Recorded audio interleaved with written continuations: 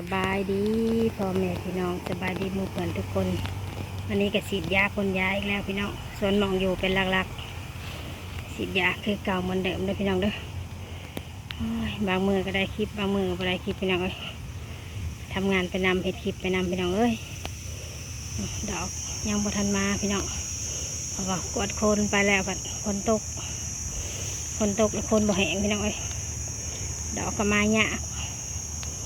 มือกวาดโคนแล้วพ้นกระเทือนลงมายาวเลยพี่น้องบ่ายมาแล้วพ้นกระเทือนลงมาเลยฉีดยาคือเก่าเหมือนเดิมพี่น้องเอ้ยทุกเสาร์วันประหัสได้พี่น้องเด้อทุกเสาร์วันพฤหัสหาที่ฉีดอยู่สวนหมองอยู่พี่น้องสวนหมองอยู่เป็นหลักๆทุกเสาร์วันศุกร์กับสวนหมองอยู่คือกันพี่น้องแปลงที่2หรือว่าสวนที่2เนาะเสาร์วันเสาร์นี่ชีอยู่นาเลงพี่น้องเอ้ยไปแต่เสาร์นาเลงนี่เสาร์วันเสาร์อยู่นาเลง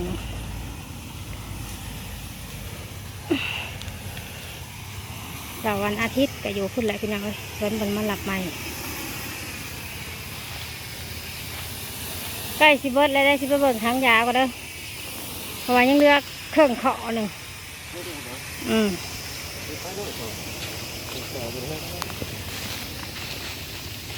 แต่ละมื้อเด้อพี่น้องเด้อแต่ละมื้อก็คือสิพาพี่น้องเบิ่งสวนอยู่แบบนี้แหละพี่น้องเอ้ยเพราะว่าเขาทำงานสวนลงสารกวดโคนเรียบร้อยพี่น้องตอนนี้ยังเหลือแต่ดอกมาพี่น้องมือกวดโคนน่ะกวดโคนแล้วพี่น้องพอดีฝนถืนลงมาแล้วก็ยาวมา3-4 วันเลยพี่น้องถ้าฝนประตงมาห้ามน่ะออกแต่เฮิงแล้วดอกนะพี่น้องเอ้ยเพราะว่ากวดโคนแห้งแล้วดอกออกมาเลยได้พี่น้องเอ้ยในเมื่อยามฮอนมือฮอนยามมันได้พี่น้อง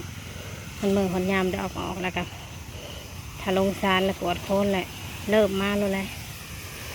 อันนี้ยังบ่เห็นพี่น้องทางเบิ่งเอากระแดดมานี่ทางไปเรื่อยๆพี่น้องเอ้ยทางไปเรื่อยๆ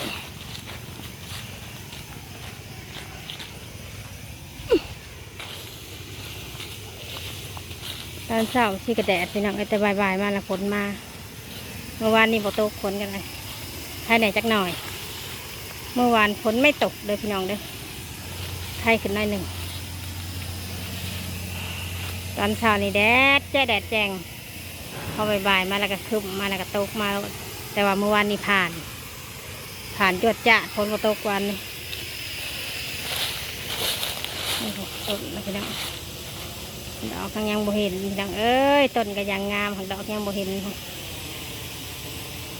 เห็นดอกมาหน่อยลงแขนงแล้วบัดนี้ลงแขนงเลยกะชิอยู่ประมาณนี้เลยพี่น้องเด้อทำงานสวนทุเรียนกะชิอยู่ประมาณนี้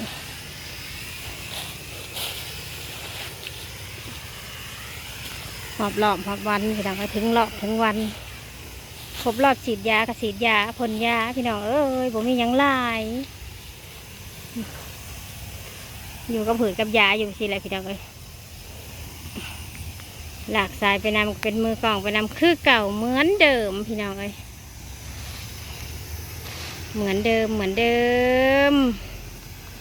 พี่น้องเมืองเวลาเราชนมองอยู่พี่น้องไอ้บอกแล้วก็บอกอีกชนมองอยู่เป็นหลักๆเนาะ